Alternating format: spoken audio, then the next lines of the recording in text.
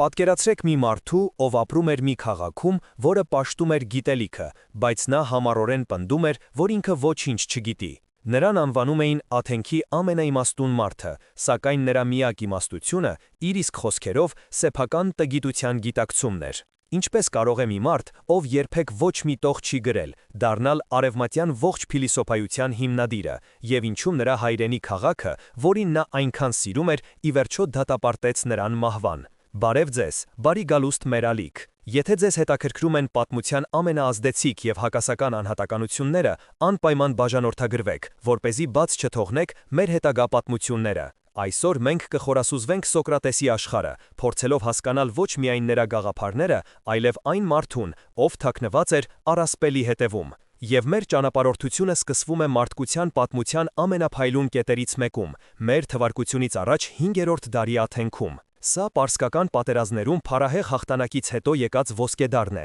Պերիկլեսի դարաշրջանը, երբ ժողովրդավարությունը թվում էր հասել էր իր գագաթնակետին։ Քաղաքը շնչում էր ինքնավստահությամբ եւ հպարտությամբ։ Ակրոպոլիսի վրա կառուցվում էր Պարթենոնը, քաղաքակրթության խորհրդանիշը, իսկ Դիոնիսոսի թատրոնում Սոֆոկլեսն ու Եվրիպիդեսը բեմադրում էին իրենց անմահ ողբերգությունները։ Աթենքը ոչ միայն ռազմական եւ տնտեսական հզորություն էր, այլև մտքի հսկայական լաբորատորիա, գաղափարների հնոց, որտեղ ծնվում էին աշխարհը փոխող հայեցակարգեր։ Հենց այս պայծառ, եռուն, բայց եւ ներքին հակասություններով լի քաղաքում, մոտավորապես մեր թվարկությունից առաջ 470 թվականին, Ալոպեկե Դեմոսում, թաղամասում, ծնվեց մի տղա, ում վիճակված էր դառնալ այս դարաշրջանի խիղճը եւ միևնույն ժամանակ նրա ամենահայտնի զոհը։ Նրա անունը Սոկրատես էր։ Նրա ծագումը հեռու էր արիստոկրատական փայլից։ Նա հասարակ քաղաքացու զավակ էր, ինչը նրա պատմությունը դարձնում է ել ավելի ուշագրավ։ Հայրը Սոֆրոնիսկոսը քարտաշ քանդակագործ էր,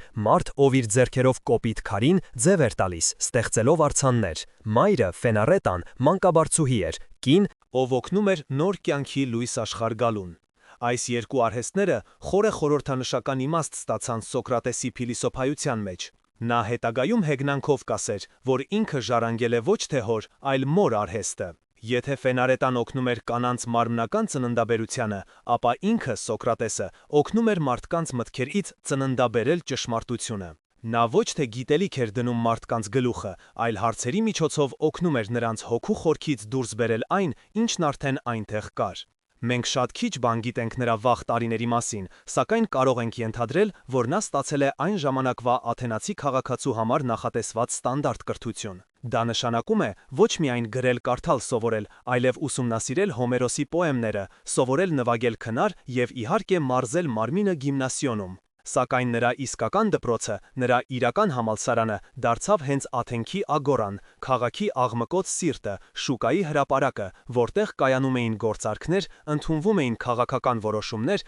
եւ ամենակարևորը տեղի էին ունենում անverջ բանավեճեր։ Այստեղ օդը հագեցած էր հարցերով. ինչ է արդարությունը, ինչ է քաջությունը, ինչ է բարեպաշտությունը, ինչպես պետք է ապրի լավ քաղաքացին։ Այս հարցերը, որոնք շատերի համար պարզապես հռետորական զբաղմունք էին, Սոկրատեսի համար դարձան կյանքի եւ մահվան հարցեր։ Դեռ վաղ տարիքից նրա բնավորությունը դրսևորվեց իր ողջ հակասականությամբ։ Նա ֆիզիկապես տգեղ էր մի քաղաքում, որը պաշտամունքի էր վերածել մարմնի գեղեցկությունը։ Պլատոնի եւ Քսենոթոնի նկարագրություններով նա ուներ լայն տափակ քիթ, դուրս պրծած աչքեր, հաստ շուրթեր եւ մեծ փոր, Սիլենի կամ Սատիրի արտաքին։ Նա հաճախ ոտաբոբիկ էր քայլում եւ կրում էր նույն հասարակ թիկնոցը եւ ձմռանը եւ ամռանը։ Սակայն այս անշուք գրեթե գրոտեսկային արտաքինի հետևում թաքնված էր պողպատե կանգ, աներևակայելի ֆիզիկական տոկունություն եւ մտքի այնպիսի սրություն, որը կարող էր զինաթափել ցանկացած ինքնավստահ զրուցակցի։ Նա Աթենքի կենթանի պարադոքսն էր, տգեղ իմաստունը,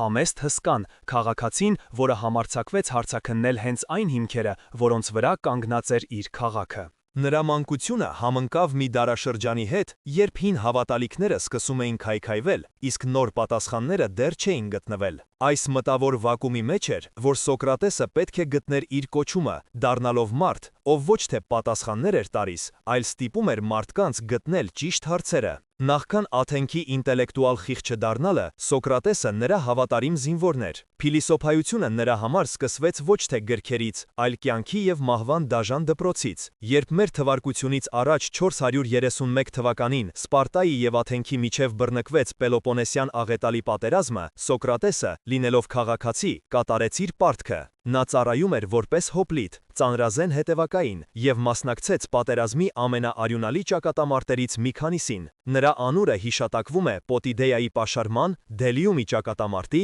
և Ամփիպոլիսի արշավանքի հետ կապված։ Սա պարզապես կենսագրական փաստ չէ։ Պատերազմը նրա համար դարձավ մարդկային բնույթի ուսումնասիրության դաշտ։ Նա իր աչքով տեսավ, թե ինչպես են ամենահայրենասիրական ճարեր ասողները առաջինը փախչում մարտի դաշտից, և թե ինչպես են հասարակ, լուռումունջ մարդիկ անօրինակ քաջություն ցուցաբերում։ Նա տեսավ, որ քաջություն բառը շատ հեշտ է արտասանել, բայց անհամեմատ ավելի դժվար է հասկանալ դրա իրական այությունը։ Ժամանակակիցները, այդ թվում նրա աշակերտ, փայլուն, բայց և ճակատագրական դեր խաղացած Ալքիբիադեսը, վկայում էին նրա անհավանական ֆիզիկական տոկունության մասին։ Նա կարող էր դիմանալ սովին ու ծարավին ավելի լավ, քան ցանկացած այլ զինվոր, իսկ ձմռան սառնամանիքին, երբ մյուսները փաթաթվում էին մորթիների մեջ, նա քայլում էր նույն բարակ թիկնոցով և հաճախ ոտաբոբիկ։ Դելիումի ճակատամարտում աթենացիների ջախջախիչ պարտությունից և խուճապահար նահանջի ժամանակ Սոկրատեսը ոչ միայն պահպանեց իր սառնասրտությունը, այլև փրկեց վիրավոր Ալքիբիադեսի կյանքը,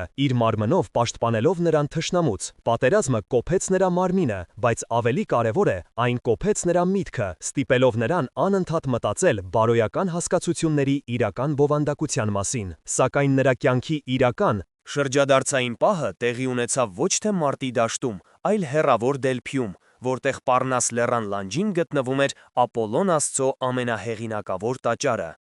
Այնտեղ էր բնակվում Պիթիան, խորհրդավոր պատգամախոսը, ում խոսքերին ականջ էր դնում ողջ հունական աշխարհը։ Սոկրատեսի ջերմեռանդ ընկերներից մեկը, Քերեփոն անունով, մի օր ուխտագնացություն կատարեց Դելփի և Փիթիային տվեց մի պարզ, բայց ճակատագրական հարց.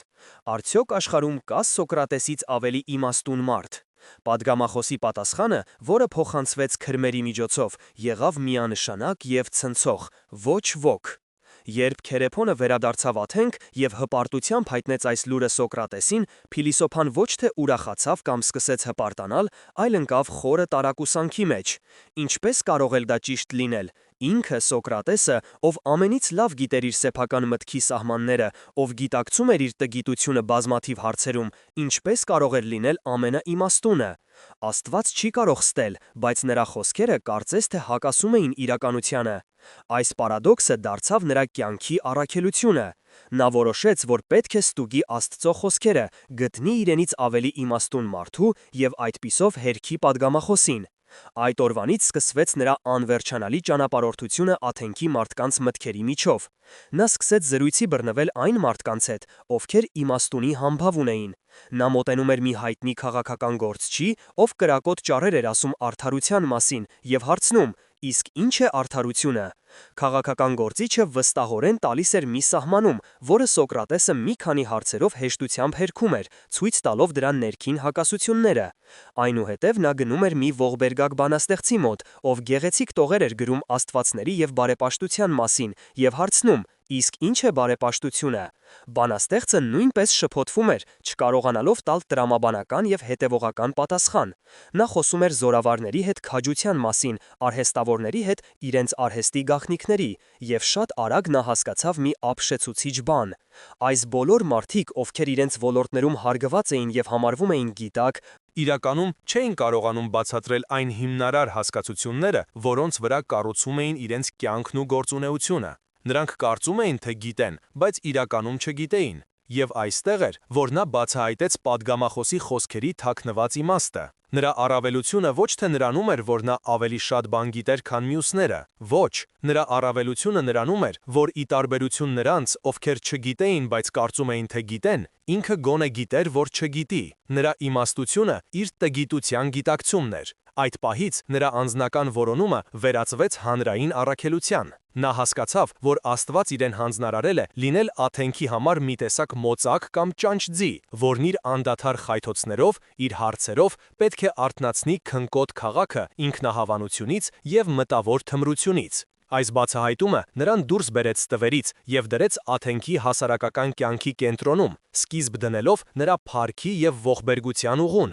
Այսպիսով, Սոկրատեսը թողեց իր հոր արհեստը, քարերին ձև տալը և իրեն ամբողջությամբ նվիրեց մի նոր գործի՝ մարդկային հոգիներին ձև տալուն։ Նրա արհեստանոցը դարձավ Աթենքի ագորան, քաղաքի սիրտը, նրա գործիքները հարցն ու հեգնանքը, իսկ նրա հումքը իր համաքաղաքացիների ինքնավստահ համոզմունքները։ Նա չէր գրում գրքեր, չէր հիմնում փակ դպրոցներ, և որ ամենակարևորն էր, ի տարբերություն ժամանակի մյուս ուսուցիչների, նա գումար չէր վերցնում իր զրույցների համար։ Նրա համար իմաստությունը ապրանք չէր, որ կարելի էր վաճառել, այլ համատեղ որոնման արդյունք։ Նրա ողջ փիլիսոփայությունը կենդանի երկխոսություն էր, մի գործընթաց, որը նա անվանում էր մաևտիկա, մանկաբարձական արվեստ։ Նա հավատում էր, որ ճշմարտությունն արդեն իսկ թաքնված է յուրաքանչյուր մարդու հոգում, պարզապես այն թաղված է կեղծ կարծիքների, նախապաշարմունքների և հասարակությունից սովորած դոգմաների հաստ շերտի տակ։ Իր խնդիրը, ինչպես մանկաբարձուհու խնդիրը, ոչ թե երեխային ստեղծելն էր,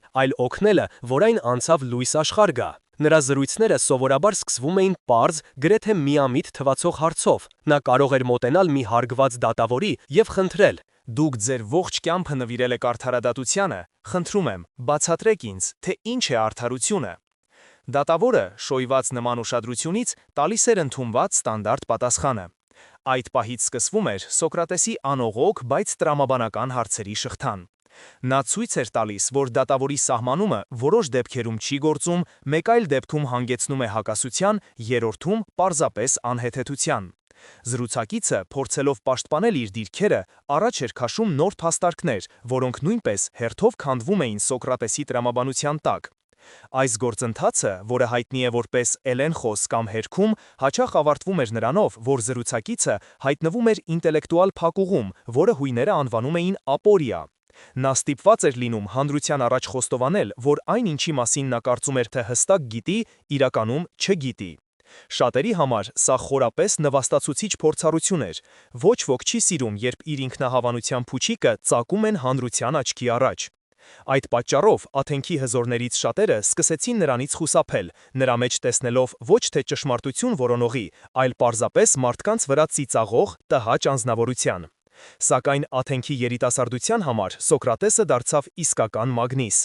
Հատկապես հարուստ և ազնվական ընտանիքների զավակները, ովքեր հոգնել էին իրենց հայրերի պահպանողական և անքննելի հայացքներից, հիացած էին այս տարօրինակ, տգեղ մարդով, ով համարձակվում էր կասկածի տակ դնել ամեն ինչ և բոլորին։ Նրա շուրջը ձևավորվեց հետևորդների մի խումբ, որոնց թվում էին ապագա մեծ փիլիսոփա Պլատոնը, ով իր ուսուցչի խոսքերը կանմահացներ իր երկխոսություններում, պատմիչ Քսենոփոնը և իհարկե Աթենքի ամենափայլուն և ամենավտանգավոր երիտասարդը, գեղեցիկ, խարիզմատիկ, բայց և անսահման փառասեր ու անսկզբունք Ալքիմիադեսը։ Նրանք հետևում էին Սոկրատեսին ամենուր, ունկնդրում նրա զրույցները և հաճույքով դիտում, թե ինչպես է նա ինտելեկտուալ մենամարտում հաղթում քաղաքի ամենահայտնի դեմքերին։ Սակայն այս ազդեցությունը ուներ նաև իր մութ կողմը։ Երիտասարդները, տեսնելով, թե ինչպես են իրենց հայրերի և ուսուցիչների հեղինակությունները փլուզվում Սոկրատեսի հարցերի տակ, սկսում էին կասկածի տակ դնել ավանդական արժեքները, հարգանքը ծնողների նկատմամբ և նույնիսկ աստվածներին։ Աթենքի պահպանողական շրջանակներում սկսեց աճել լուրջ անհանգստություն։ Այս տարօրինակ փիլիսոփան, որը խառնում էր երիտասարդների միտքը, սկսում էր դիտվել ոչ թե որպես իմաստուն, այլ որպես վտանգավոր քայքայիչ, որպես հասարակական կարգի սպառնալիք։ Սոկրատեսի առաջին լուրջ հանրային բախումը տեղի ունեցավ ոչ թե քաղաքական գործիչների, այլ իր ինտելեկտուալ հակառակորդների՝ սոփեստների հետ։ Սոփեստները շրջիկ, պրոֆեսիոնալ ուսուցիչներ էին, ովքեր լավ գումարի դիմաց երիտասարդ աթենացիներին սովորեցնում էին հռետորական արվեստ, ցանկացած բանավեճում հաղթելու և քաղաքական կյանքում հաջողության հասնելու հմտություններ։ Նրանց համար բացարձակ ճշմարտություն գոյություն չուներ։ Ճշմարտությունը հարաբերական էր։ Կարևորը ոչ թե այն էր, թե ինչն է իրականում ճիշտ, այլ այն, թե ինչին կարող ես համոզել քո լսարանին։ Նրանք սովորեցնում էին, թե ինչպես թույլ փաստարկը դարձնել ուժեղ, իսկ ուժեղը թույլ։ Սոկրատեսի համար սա ոչ միայն ինտելեկտուալ սխալ էր, այլև բարոյական հանցագործություն։ Նա հավատում էր, որ գոյություն ունեն բացարձակ և համընդհանուր բարոյական արժեքներ՝ արդարություն, բարություն, քաջություն, որոնք կարելի է ճանաչել բանականության միջոցով։ Նրա ամենահայտնի թեզիսներից մեկն էր «Առաքինությունը գիտելիք է»։ Նա կարծում էր, որ եթե մարդը իսկապես խորապես իմանա, թե ինչն է բարին, նա երբեք չարիք չի գործի։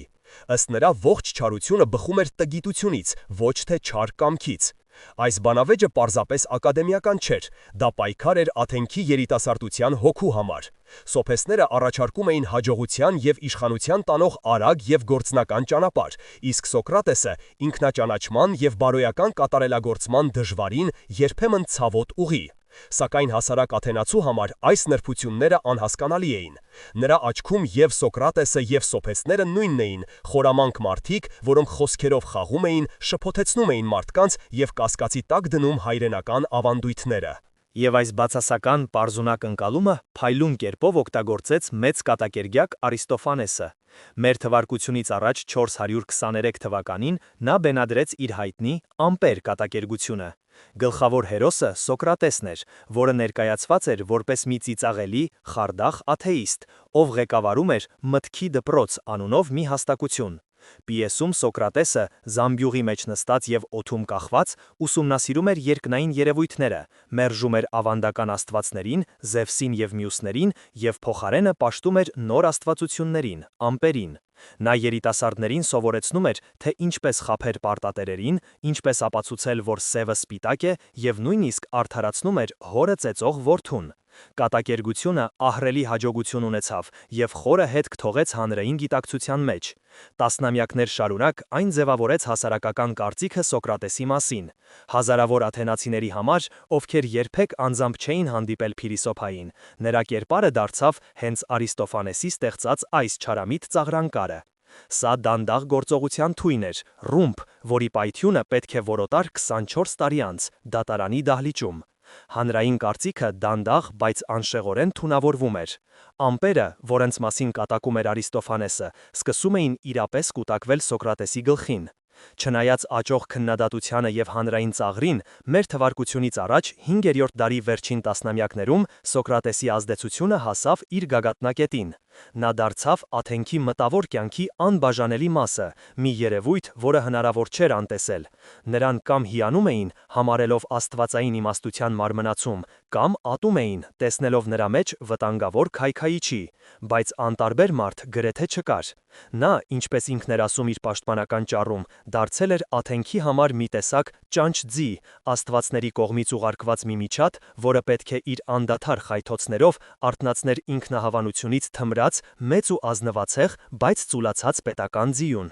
Նրա նպատակը ոչ թե ցավ պատճառելն էր, այլ քնից արթնացնելը, ստիպելը, որ քաղաքը մտածի իր արժեքների, իր օրենքների և իր ապագայի մասին։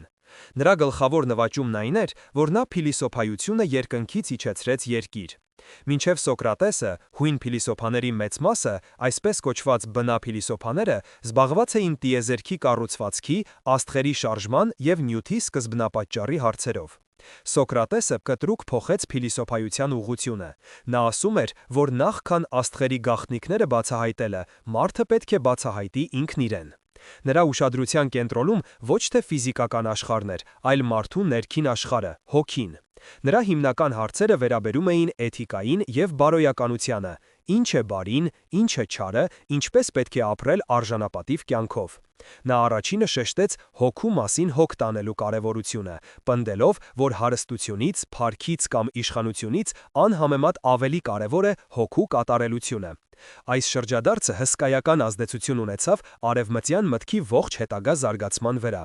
Սակայն փառքն ու ազդեցությունը Սոկրատեսի համար դարձան նաև լրջագույն փորձություն։ Նրա շուրջը հավաքված երիտասարդների խումբը, որը ներառում էր աթենքի ամենատալանտավոր և ամենահավակնոտ զավակներին, սկսեց դիտվել որպես մի տեսակ քաղաքական խմբակ։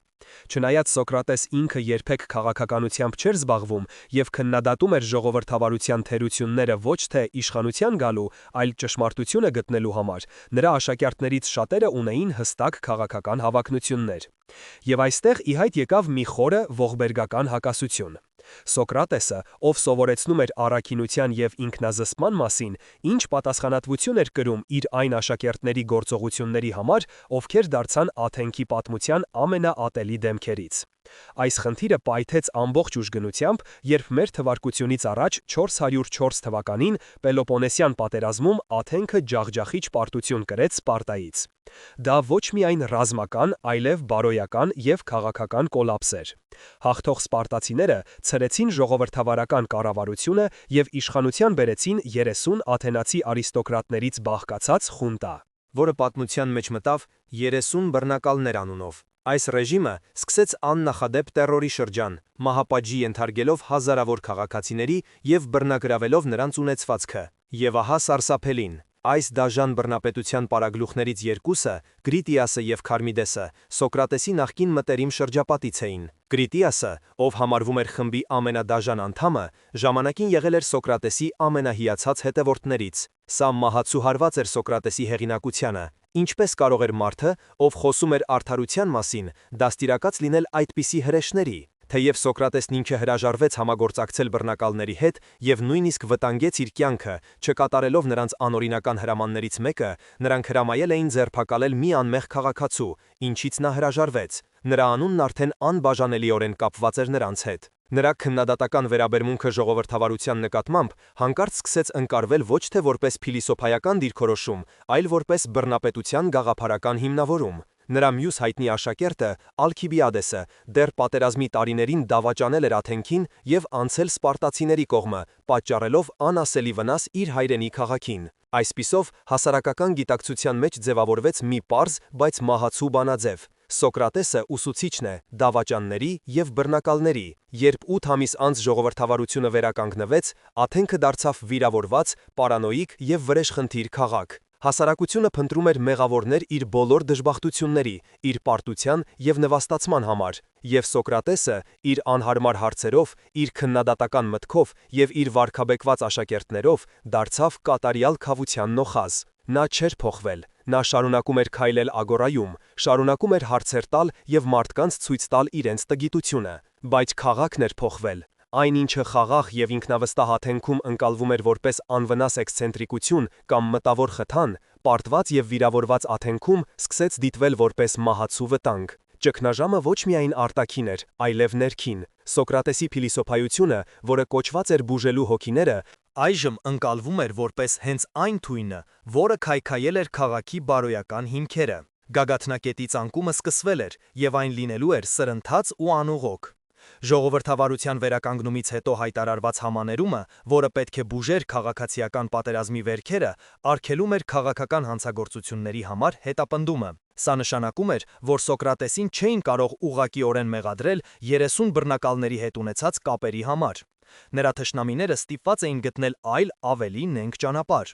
Եվ նրանք գտան այն, թիրախավորելով ոչ թե նրա քաղաքական հայացքները, այլ նրա բարոյական և կրոնական ազդեցությունը։ Մեր թվարկությունից առաջ 399 թվականին 3 աթենացի քաղաքացիներ՝ Անիտոսը, Մելետոսը և Լիկոնը, պաշտոնական մեղադրանք ներկայացրին Սոկրատեսի դեմ։ Այս երեքը ներկայացնում էին աթենական հասարակության այն շերտերը, որոնց Սոկրատեսն ամենաշատն էր վիրավորել իր հարցաքննումներով։ Անիտոսը ազդեցիկ քաղաքական գործիչ էր և արհեսկավոր, ում Սոկրատեսը հրապարակաբար ցույց էր տվել, որ նա ոչինչ չի հասկանում պետական կառավարումից։ Մելետոսը անհայտ, միջակ բանաստեղծ էր, ով վրդովված էր, որ Սոկրատեսը կասկածի տակ էր դնում բանաստեղծների իմաստությունը։ Իսկ Լիկոնը հռետոր էր, սոփեստների դպրոցի ներկայացուցիչ, ում համար Սոկրատեսը գլխավոր ինտելեկտուալ թշնամին էր։ Մեղադրանքը բաղկացած էր երկու հիմնական կետից։ Առաջին, Սոկրատեսը մեղադրվում էր անբարեպաշտության մեջ, այն բանի համար, որ չի ընդունում քաղաքի կողմից ընդունված աստվածներին, այլ ներմուծում է նոր, սատանայական աստվածություններ։ Երկրորդ և ամենավտանգավորը, նա մեղադրվում էր երիտասարդությանը այլասերելու մեջ։ Սրանք չափազանց լուրջ մեղադրանքներ էին, որոնց համար նախատեսվում էր մահապատիժ։ Առաջին կետը հիմնված էր այն լուրերի վրա, թե Սոկրատեսը խոսում է իր դայմոնիոնի, ներքին աստվածային ձայնի մասին, որը նրան զգուշացնում էր սխալ քայլերից։ Նրա թշնամիները սա ներկայացնում էին որպես նոր, օտար աստվածությունների պաշտամունք։ Երկրորդ կետը ուղղակիորեն հարվածում էր նրա ողջ գործունեությանը, նրա զրույցները երիտասարդների հետ։ Նրանց ստիպել է կասկածի տակ դնել ավանդական հեղինակությունները և իհարկե նրա կապը այնպիսի դավաճանների հետ, ինչպեսիք էին Ալքիբիադեսն ու Կրիտիասը։ Դատավարությունը պետք է լիներ ոչ թե մեկ մարդու, այլ մի ողջ մտածելակերպի դատ։ Դատավարությունը տեղի ունեցավ Հելիեյում, Աթենքի ժողովրդական դատարանում, 501 երկվյալ ատենակալների ներկայությամբ, որոնք պատահականության սկզբունքով ընտրված սովորական քաղաքացիներ էին։ Աթենական դատական համակարգը փաստաբաններ չէր նախատեսում, ամբաստանյալը պետք է ինքը պաշտպաներ իրեն։ Սոկրատեսի ընկերները խնդրում էին նրան պատրաստել հուզիչ, ողբալի ճառ, դատարան բերել իր լացող կնոջն ու երեխաներին, ատենակալների կարեկցանքը շարժելու համար, ինչպես ընդունված էր այն ժամանակ։ Սակայն 70-ամյա փիլիսոփան կտրականապես հրաժարվեց։ Նրա համար սա ոչ թե կյանքը փրկելու հնարավորություն էր, այլ ճշմարտությունը հռչակելու վերջին հարթակ։ Նրա պաշտպանական ճառը, որը մեզ հասել է Պլատոնի Սոկրատեսի պաշտպանականը երկի շնորհիվ, դարձավ համաշխարհային գրականության և փիլիսոփայության գլուխգործոցներից մեկը։ Նա իր ճառը սկսեց ոչ թե ներողություն խնդրելով, այլ իր մեղադրողներին հեգնելով։ Նա ասաց, որ չի պատրաստվում օգտագործել գեղեցիկ, զարդարում խոսքեր, այլ խոսելու է պարզ, ինչպես միշտ խոսել է Ագորայում։ Նա հերթով հերքեց իր դեմ ուղված մեղադրանքները։ Նա հերքեց աթեիզմի մեղադրանքը, պնդելով, որ իր ողջ կյանքը նվիրված է եղել Աստծո Դելփյան Ապոլլոնի հանձնարարությունը կատարելուն։ Ինչ վերաբերում է երիտասարդությանը այլասերելուն, նա հարցրեց. «Եթե ես եմ այլասերում, ապա ով է նրանց դարձնում ավելի լավը»։ Երբ Մելետոսը պատասխանեց օրենքները, դատավորները, բոլոր աթենացիները, Սոկրատեսը ցույց տվեց այս պնդման անհեթեթությունը, համեմատելով այն ձիերի հետ։ Միթե բոլոր մարդիկ գիտեն, թե ինչպես ձիերին ավելի լավը դարձնել, և միայն մեկ մարդ է նրանց փչացնում։ Ընդհակառակը, միայն մասնագետն է ի վիճակի բարելավել, իսկ մեծամասնությունը փչացնել։ Ճառի կուլմինացիան այն պահն էր, երբ նա հայտարարեց, որ ինքը ոչ թե պատիժի, այլ պարգևի է արժանի։ Նա ասաց, որ քանի որ իր ողջ կյանքը նվիրել է քաղաքացիների բարոյական բարելավմանը, Աթենքը պետք է նրանց ցմահ ապահովի անվճար սննդով Պրիտանում, այն շենքում, որտեղ պատվում էին օլիմպիական չեմպիոններին և քաղաքի մյուս բարերարներին։ Սա աննախադեպ հանդգնություն էր։ Աթենականների համար, որոնք սպասում էին զղջման և խնդրանքի, սա ուղղակի ապտակ էր։ Նա ոչ միայն չէր ընդունում իր մեղքը, այլև ծաղրում էր հենց դատարանը։ Քվեարկության արդյունքները ցնցող էին, բայց ոչ անսպասելի։ 280 ձայնով ընդդեմ 221-ի Սոկրատեսը ճանաչվեց մեղավոր։ Աթենական օրենքներով այնուհետև նա իրավունք ուներ առաջարկելու այլընտրանքային պատիժ։ Սա նրա վերջին հնարավորությունն էր փրկելու իր կյանքը։ Նրա ընկերները պատրաստ էին վճարել ցանկացած չափի տուգանք։ Նա կարող էր առաջարկել աքսոր, բայց Սոկրատեսը հավատարիմ մնաց իրեն։ Նա հայտարարեց, որ քանի որ ինքն անմեղ է, ցանկացած պատիժ ընդունելը կնշանակեր ընդունել մեղքը։ Սկզբում նա կերկին հեգնանքով առաջարկեց իրեն պարգևատրել, ապա ընկերների հորդորով համաձայնեց առաջարկել փոքր տուգանք՝ 30 մինա, որը նրանք կվճարեին։ Բայց արդեն ուշ էր, նրա անզիջում դիրքորոշումը վերջնականապես զայրացրել էր ատենականներին։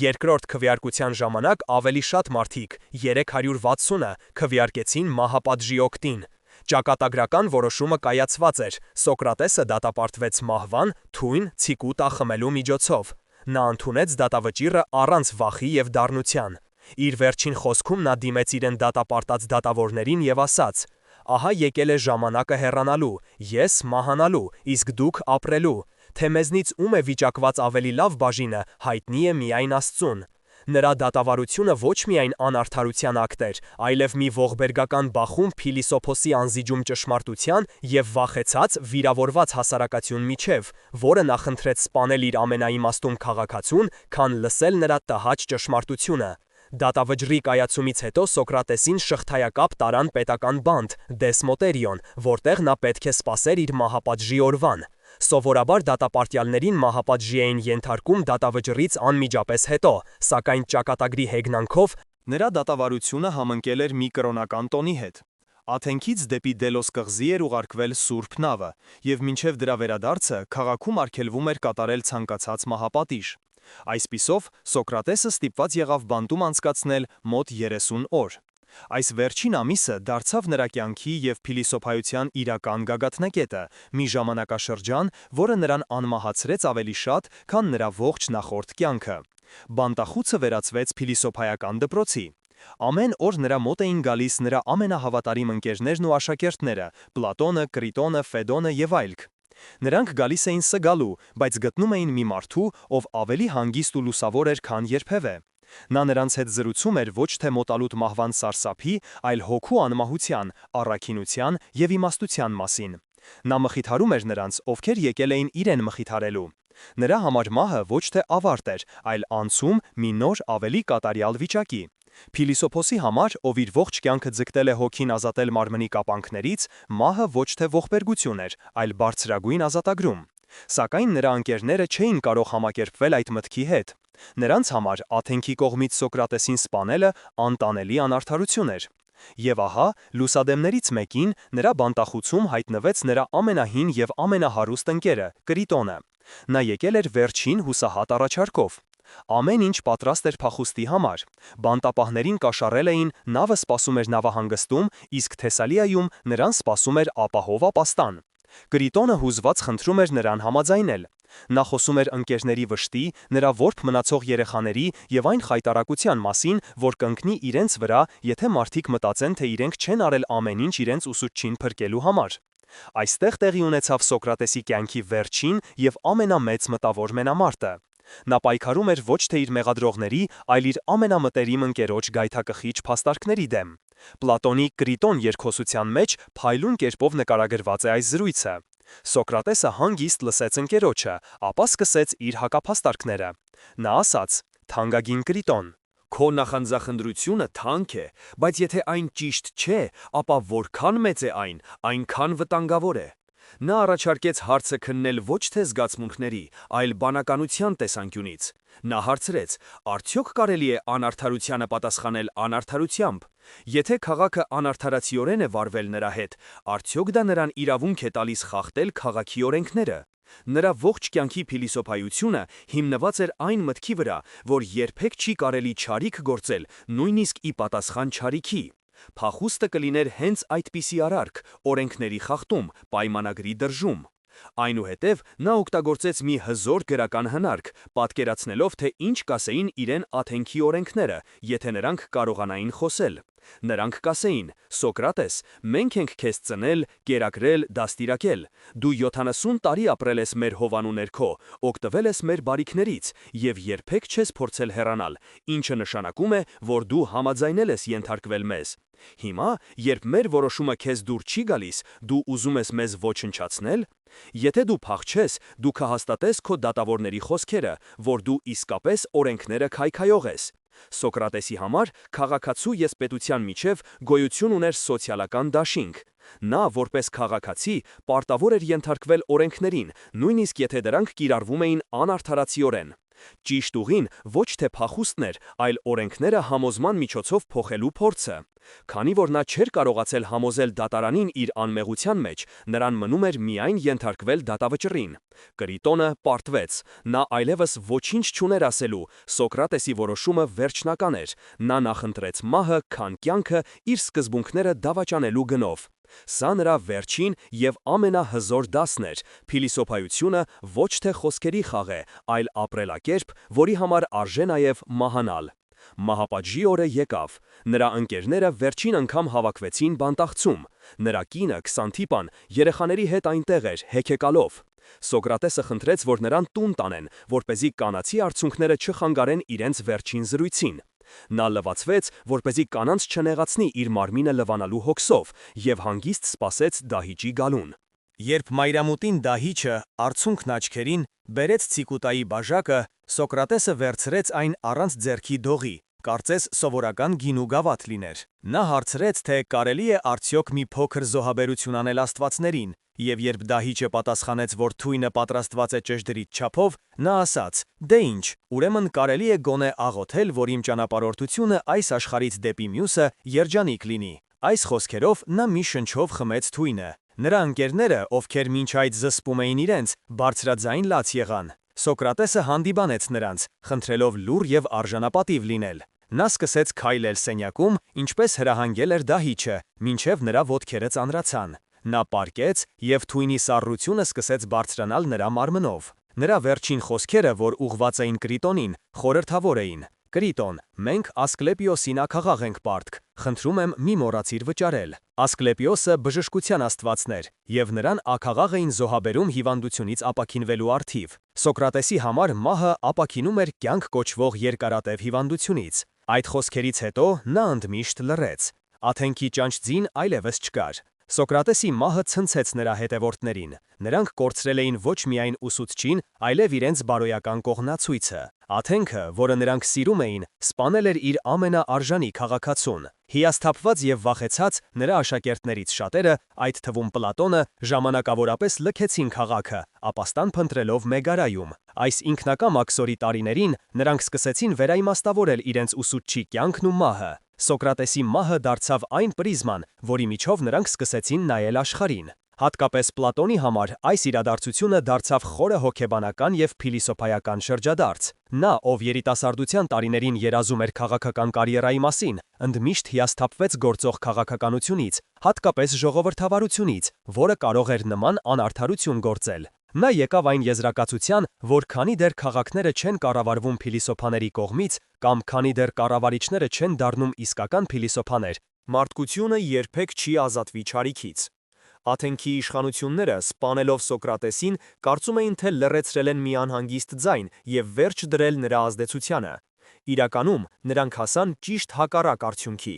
Նրանք ֆիզիկապես ոչնչացրին մարդուն, բայց ստեղծեցին անմահ լեգենդ։ Սոկրատեսի մահը նրա կյանքը վերածեց մի հզոր առասպելի, ճշմարտության համար նահատակված իմաստունի առասպելի։ Նրա կերպարը դարձավ մտավոր ազնվության, քաղաքացիական քաջության եւ սկզբունքներին անսասան հավատարմության խորհրդանիշ։ Հետագա դարերում պատմում էին, թե շատ շուտով աթենացիները զղջացին իրենց արարքի համար, փակեցին մարզադպրոցները ի նշան սգի, մահապատժի ենթարկեցին նրա մեղադրողներին կամ աքսորեցին նրանց։ Թեև այս պատմությունների պատմական իսկությունը վիճելի է, դրանք ցույց են տալիս, թե որքան արագ է փոխվել հանրային ընկալումը։ Այն մարդը, ում մահապատժի էին ենթարկել որպես հանցագործ, սկսեց պաշտվել որպես հերոս եւ սուրբ։ Սոկրատեսի իրական ժառանգությունը, սակայն, ոչ թե այս լեգենդներն են, այլ այն հսկայական ազդեցությունը, որը նա ունեցավ իր աշակերտների միջոցով։ Քանի որ նա ինքը ոչինչ չէր գրել, մենք նրա մասին գիտենք հիմնականում երկու աղբյուրից՝ Պլատոնի երկխոսություններից եւ Քսենոփոնի հուշերից։